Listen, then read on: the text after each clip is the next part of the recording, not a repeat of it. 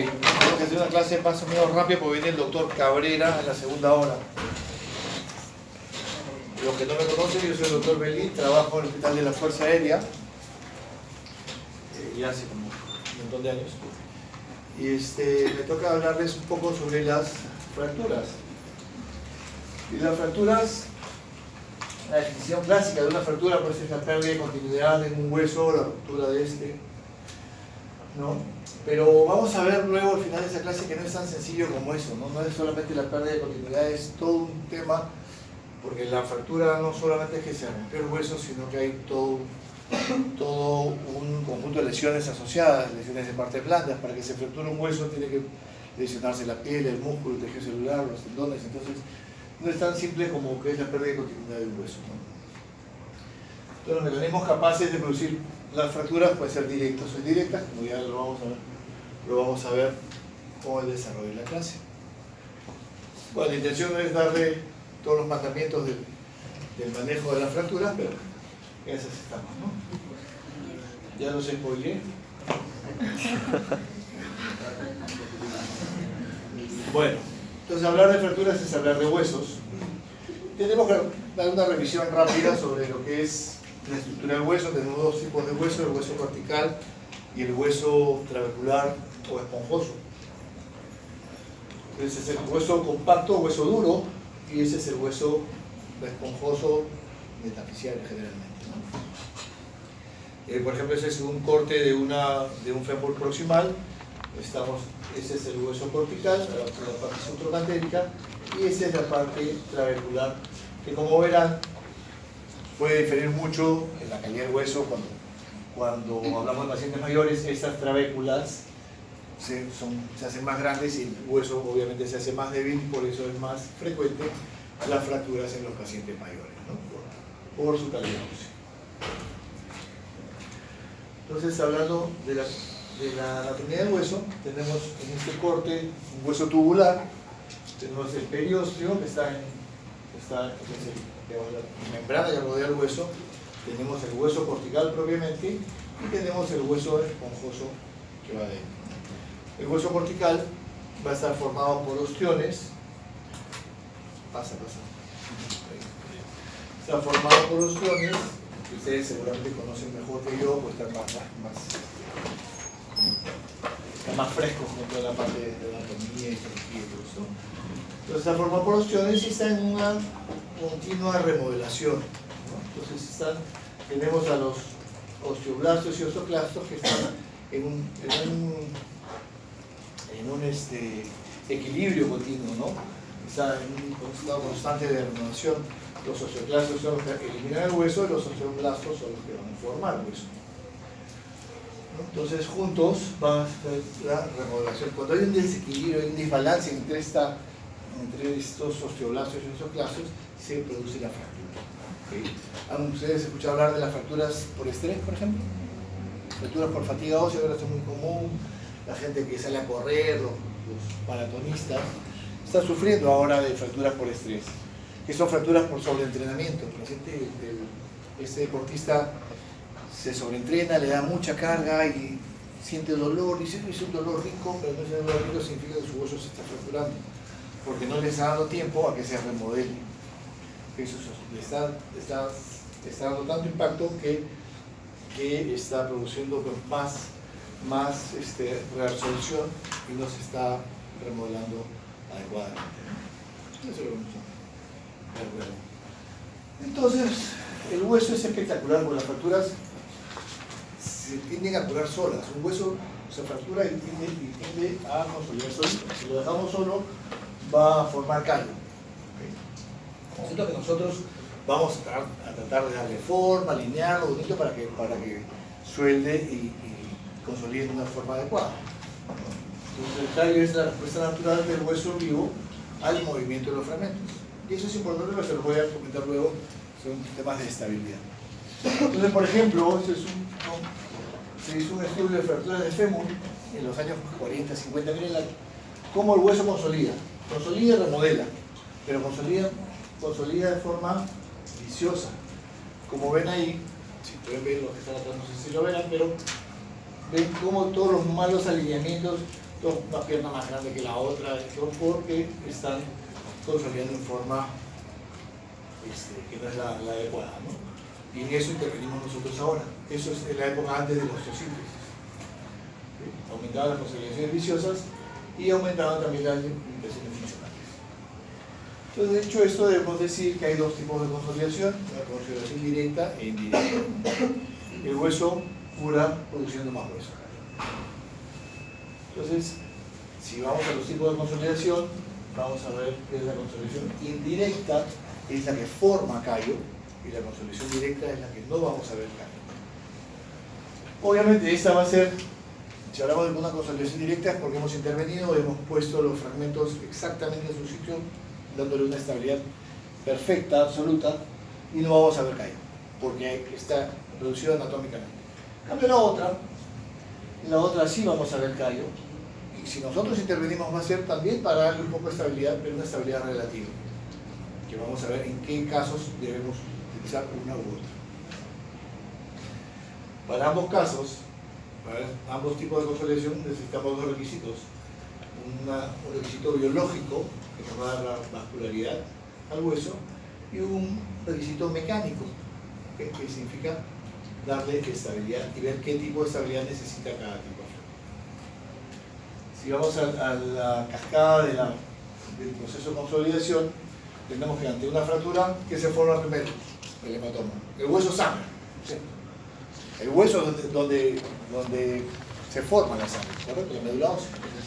El hueso se fractura, sangra, produce un hematoma y empieza el tejido de granulación.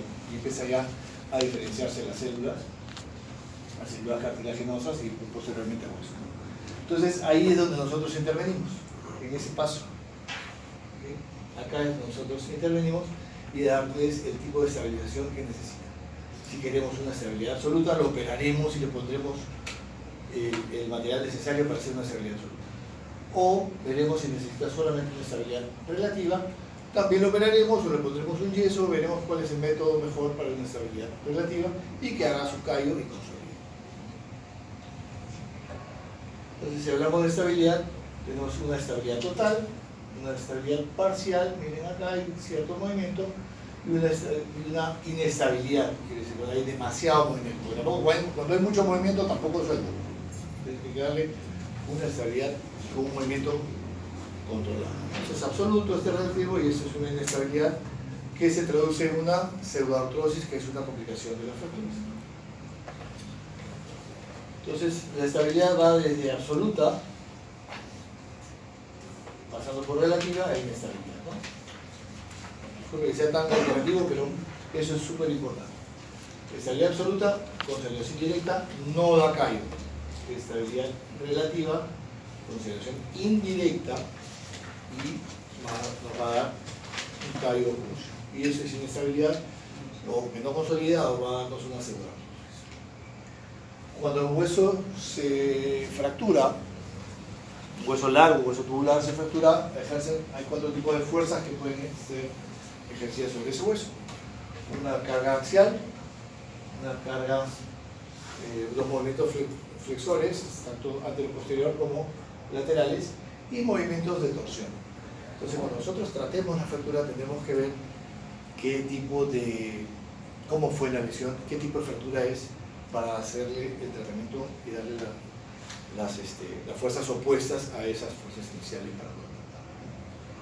Entonces, existen diferentes tipos de fracturas: las fracturas abiertas o complicadas, cerradas o simples, fracturas múltiples o cominitas, fracturas incompletas, y diferentes tipos de fracturas, ¿no? Según el mecanismo de producción, puede ser directas o indirectas. Las directas, pues, tenemos un golpe directo en esa zona y se fractura. Las indirectas pueden ser por compresión, como les decía, por flexión, por cizallamiento, contorsión, contracción. Hay diferentes formas, o sea, no necesariamente el hueso se fractura porque uno lo golpea acá. Se puede fracturar pues, cayéndose de altura y haciendo un mecanismo también de cizallamiento, ¿no? Las fracturas pueden ser también incompletas. Esas son el tallo verde, generalmente en niños, fracturas de tallo verde, fisuras. La fisura no es otra cosa que una fractura incompleta. ¿También? Porque te dicen, no me he fracturado, me he fisurado nomás. No, la fisura es una fractura. Una fractura que no ha sido, que no es completa, no se ha deformado el hueso, no se ha desplazado, pero está roto. Y el torus es una fractura en rodete, que es como una impactación generalmente en huesos elásticos como el aluminio. Las fracturas completas pueden ser simples, pueden ser diminutas, pueden ser desplazadas. Por ejemplo, esta es una fractura simple. ¿Qué hueso es? El fémur, ¿no? Una fractura simple a dos fragmentos. ¿Y qué tipo será? Acá está, transversa. Las fracturas de los huesos largos pueden ser transversas, pueden ser oblicuas cortas, pueden ser oblicuas largas, pueden ser espiroideas. Entonces es una fractura simple y transversa. Como hablábamos con el delegado, vamos a tratar de evitar los nombres propios de las fracturas y simplemente describirlas. Es una fractura de fémur, tal. No decir que es la fractura de Coles, de Smith, pues, no se trata de confundirlos ni jalarlos por las fracturas diminutas, son fracturas de dos o más fragmentos, fracturas multifragmentarias que tendrán cada uno su tipo de mancho. Por ejemplo, en una fractura diminuta no le voy a dar una estabilidad absoluta porque tendría que armar pedacito por pedacito para poder armar todo y que quede limpio. Entonces eso, si yo intento hacer eso, le quito vascularidad. Para llegar ahí tengo que abrir el músculo, abrir el periósteo, armar pedacito por pedacito. Seguramente me puede quedar muy lindo para la foto, pero le quité vascularidad. Y las posibilidades de que pegue van a ser menores. Entonces hay que tomar esas cosas en cuenta. Esa es una fractura también del fémur, es una fractura espiroidea.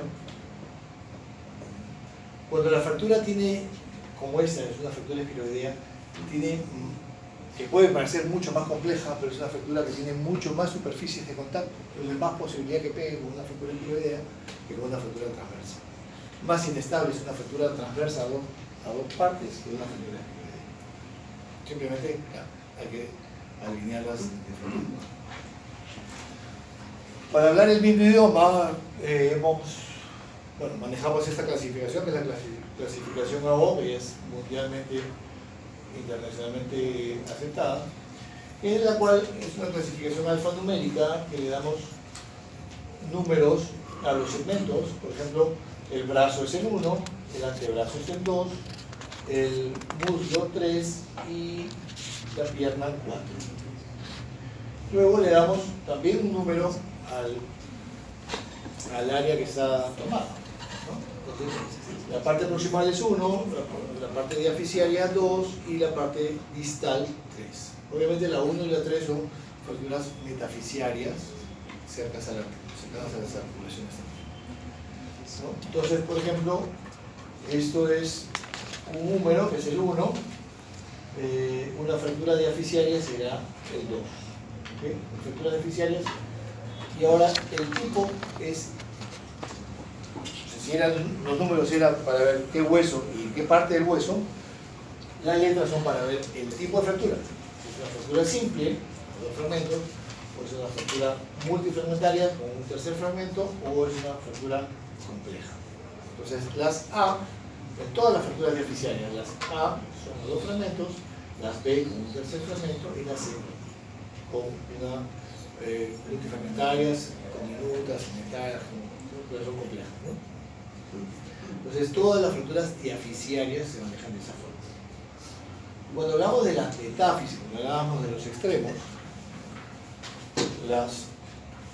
igual, el primer número es el hueso, el segundo número son la parte del hueso afectada, en este caso el 3, que es la parte distal. Y tenemos las que no comprometen la articulación, son las tipo A, las que comprometen la articulación parcialmente, son las tipo B, parcialmente porque este fragmento es el fracturado y el resto de la caña se continúa con la articulación. Y las C son totalmente articulares, quiere decir que la caña o la diáfisis está desconectada de los dos caminos. extraarticular, parcialmente articular y totalmente articular. Tampoco vamos a pedirle más cosas, eso es una definición simple para que ustedes puedan manejarse y comprender de lo que estamos hablando. Por ejemplo, esta es una fractura del fémur. ¿Qué número es el fémur? 3. El 3. Aparte ya todos tienen las clases del año pasado. 3, ese es el 2, ¿no? Porque es la diáfisis. Acá viene la duda, si es A o B. Si vamos, miren, si vemos acá, puede ser A. Si vemos aquí, podría ser una B. Pero la hemos clasificado como A, porque está a dos fragmentos acá, y el fragmento este está unido, no se ha desprendido. Entonces, podría ser dudoso. A la hora que este paciente sea operado, lo más probable es que al pasar el clavo, esto se suelte. Eso se fragmente y dejará de ser una A y será una B. La clasificación no sirve para un manejo inicial, pero es una clasificación que es dinámica, ¿no? Una fractura estable se puede volver inestable también. Y si hablamos de fracturas, estamos hablando del hueso, les dije que también era importante para nosotros el manejo de las partes blandas. ¿Sí? O sea, hay fracturas cerradas, pero que tienen daño a partes blandas. Todas las fracturas tienen daño a partes blandas. Poquito o mucho, pero todas tienen partes blandas. Pero para eso utilizamos la clasificación de Sherman, cual la grado 0 es que no hay una lesión evidente, parte blanca, una contusión, es una fractura de baja energía. La grado 1, que tiene una oleación superficial, un poco de edema, hay una contusión moderada.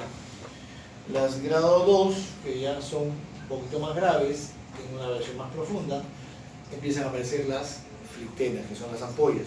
Las ampollas pueden ser inflamatorias o pueden ser hemorrágicas. Eso nos dirá también la severidad de la lesión.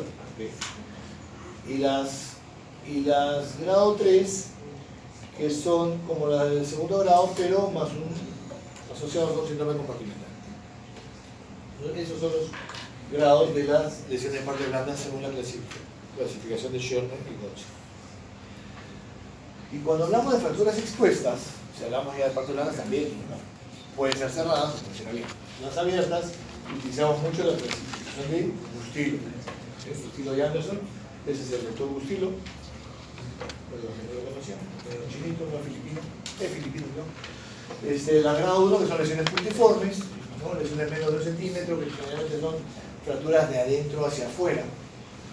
Entonces, el hueso rompe la piel y produce este tipo de fracturas, una fractura expuesta de primer grado, ¿no? Las de segundo grado ya son un poco más grandes, ¿no? La exposición del hueso es mayor, la contaminación también por ende va a ser mayor, y las del tercer grado son las más serias, que pueden ser clasificadas en 3, las de tercer grado A, B y C.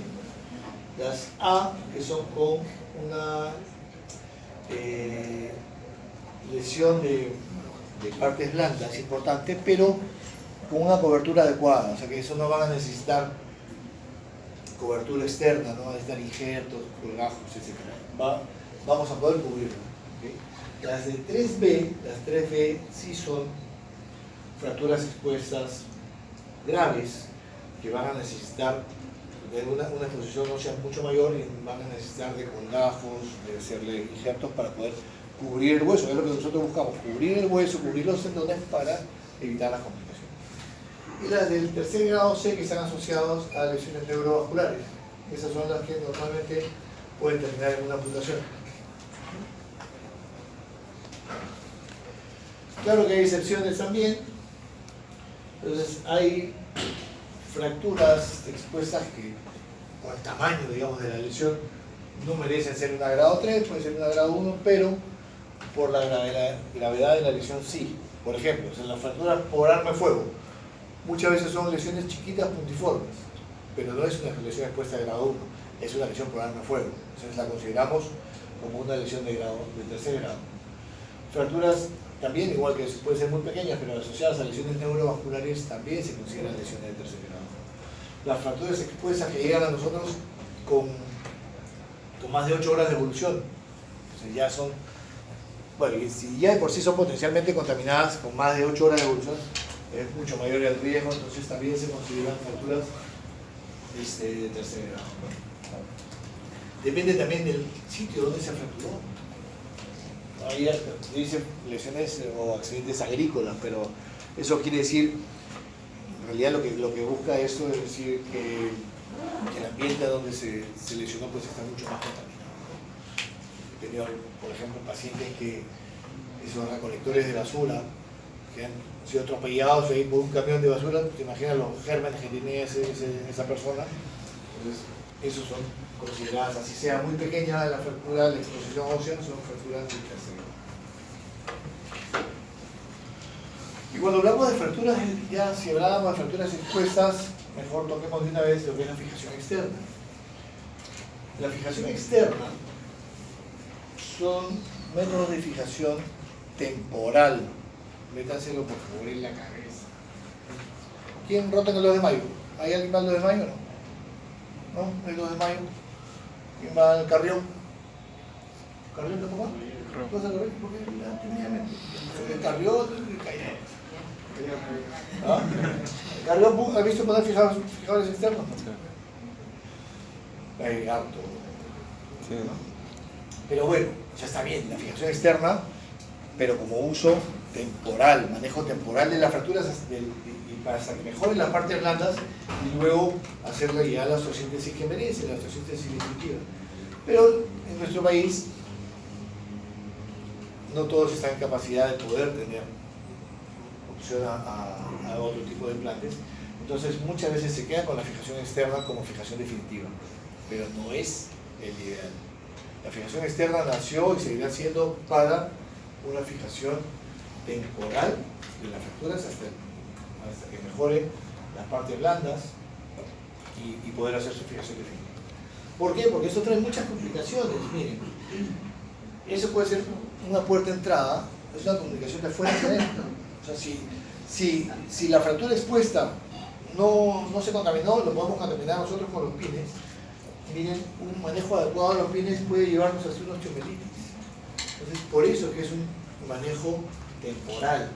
Si ustedes dejan a un paciente 6 meses, 8 meses, 1 año, que hemos visto alguna vez, pues llegan potencialmente contaminados y con alguna infección. Entonces, ese es el concepto inicial. Ahora, que se maneja muy bien en muchos sitios. Les decía el 2 de mayo porque el 2 de mayo es la cuna de la fijación externa. El doctor Aybar, famoso doctor Aybar, que está vivo todavía, fue el jefe muchísimos años ahí, él inventó una clasificación y adaptó algunos fijadores, de España puso hasta su marca, son los fijadores de Aybar, que los usaba mucha gente en el hospital 2 de mayo, y él manejaba hasta la fractura de cadera, le ponía fijación externa. Y para él todo funcionaba, y seguro que también funcionaba, pero no era lo ideal. Pero sí, son recursos también para gente de bajo poder adquisitivo. Bueno, qué feo, ¿no? Directa e indirecta. Esa fue directa y esta fue indirecta. ¿Cuáles son los síntomas de una fractura? Dolor, impotencia funcional, edema, equimosis, puede haber crépito, puede haber deformidad o no. Eso es en términos generales, ¿no? Ya depende específicamente de cada fractura.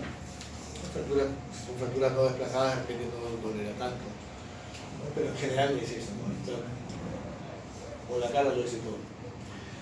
Entonces el diagnóstico de las fracturas es clínico, preguntando el mecanismo de la lesión, cómo fue, si fue directo, indirecto, etc. Y el examen, y bueno, y ver el examen cómo está la parte blanda, ¿no? Y la parte de imágenes que nos importa mucho. Por ejemplo, ¿esta qué fractura es?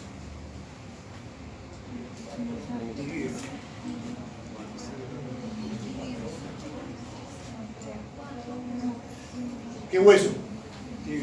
Tibia, la tibia proximal. Ok. Pero se ve bien, ¿no? O sea, está fracturada, pero no está movida. ¿Podríamos ponerle un yeso?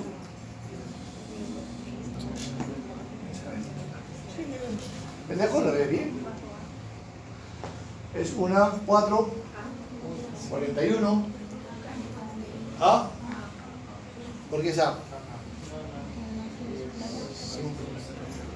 Miren, la fractura llega hasta la articulación. Es una P. La 41 P. Bueno, para hacerla rápida, en todas las fracturas que lleguen, que tengan compromiso articular, pedir una tomografía. Porque esta fractura que parece inocente, que podrían alguien aventurarse a poner un yeso, miren con una tomografía para que vean dónde llegó la articulación. Todo esto blanco es la superficie articular. Miren dónde quedó la superficie articular. Ahí hay que operarlo, hay que levantar todo esto y nuevamente poner la superficie articular acá, y en este defecto poner injerto y después poner el solar. Entonces la cosa cambia. Por eso es importante, acuérdense, eso sí es súper importante. Fracturas articulares, tomografía. Tratamiento. ¿Cómo manejamos la fractura? Puede ser tratamiento conservador o tratamiento quirúrgico. Los tratamientos conservadores pueden ser yesos, ortésicos, etc. Acordarse que si vamos a manejar una fractura con un aparato de yeso o una inmovilización, bloquear una articulación por arriba y otra por debajo. Es decir, si la fractura es de la tibia, en este caso la fractura de la pierna, bloquearemos también la rodilla. Si no bloqueamos la rodilla, él puede hacer este tipo de movimientos. Igual que la muñeca, la fractura del radio distal o fractura de coles, si nosotros no bloqueamos hasta arriba y ponemos solamente un yeso antebraquiopalmar, el paciente no va a poder hacer esto, pero sí va a poder hacer esto. Y con este movimiento de rotación puede desplazar la fractura. Por eso que hasta acá bloqueamos esto. Articulación por arriba y por debajo. Luego, si decidimos un tratamiento conservador, hay que seguir al paciente. Tú no le puedes decir, ya te pongo un yeso, regresa dentro de un mes. No, pues si regresa dentro de un mes, de repente regresa con la fractura desplazada. Y va a ser más complicado tratar de enderezarlo o tener que operarlo después de un mes. Entonces es preferible ir siguiéndolo semanalmente y pedirle sus plaquitas y ver cómo va a evolucionar. Entonces, si decidimos sobre eso fue conservador, pero si decidimos operarlo, debemos tener en cuenta estos principios. Los principios de estabilidad absoluta y relativa, que les decía en algún momento. Absoluta, que no queremos que haya ningún movimiento entre los fragmentos, y relativa, que haya un movimiento controlado del propio movimiento. Esa estabilidad absoluta la vamos a lograr a través de los tornillos de tracción, las placas de compresión axial, bandas de tensión, tornillos de tracción y placas de neutralización. ¿Han visto operar fracturas de tobillo? ¿No? ¿Está bien? En una semana, pues, no hay mucho movimiento.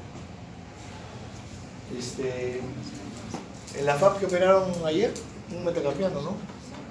Ya. ¿Y qué fue? Fue una técnica de estabilidad absoluta. Le pusieron tornillos de compresión interfragmentaria y luego le pusieron una placa. Eso es tornillo de tracción más placa de neutralización. Esa es una técnica de estabilidad absoluta, donde se abrió, se redujo, se vio bien y se fijó. Y las técnicas de estabilidad relativa son lo que llamamos los tutores. Un fijador externo es un tutor, es un método de estabilidad relativa. ¿Por qué? Porque a través de esos fierros vamos a darle estabilidad, pero va a haber cierto movimiento, eso no es muy rígido. ¿Okay? Los tutores pueden ser externos o internos. Por ejemplo, este es el principio tutor. Fractura de fémur, fractura diaficiaria, desplazada, hacemos una reducción y le ponemos un clavo en el medular. El clavo es el típico método de estabilidad relativa. ¿Por qué? Porque simplemente estamos alineándolo y esperamos que haga su labor.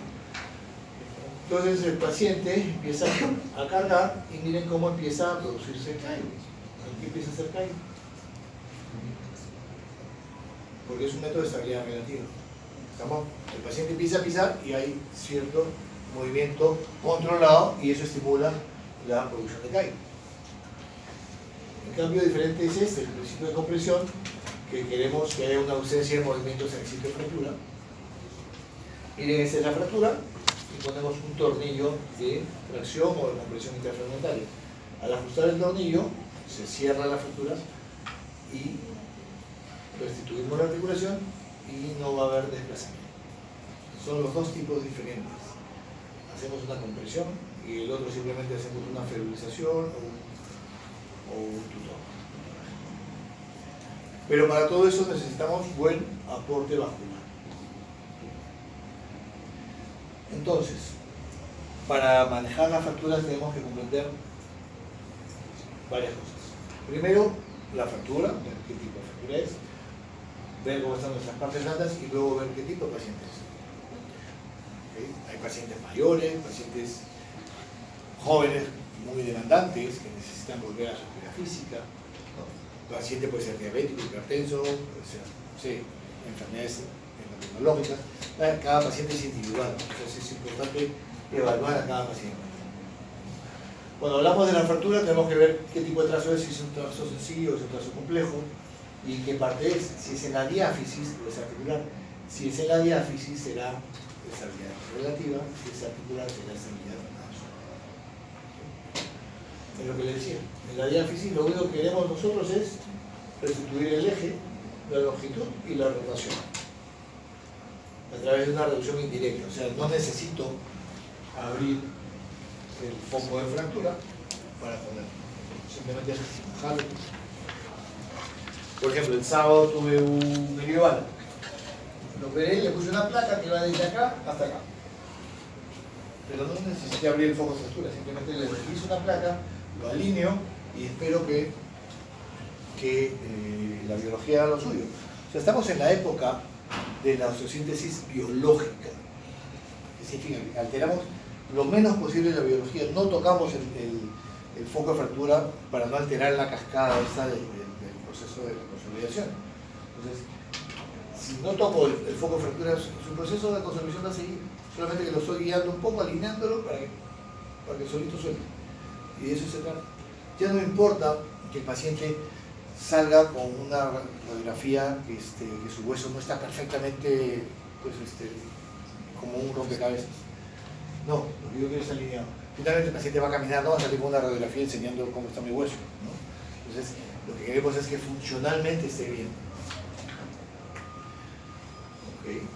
Y cuando hablamos de si la fractura es en la región articular, necesitamos ahí sí una reducción anatómica, abrir la fractura, verle que quede perfecta, la reducción directa, con una estabilidad absoluta, con compresión interfragmentaria.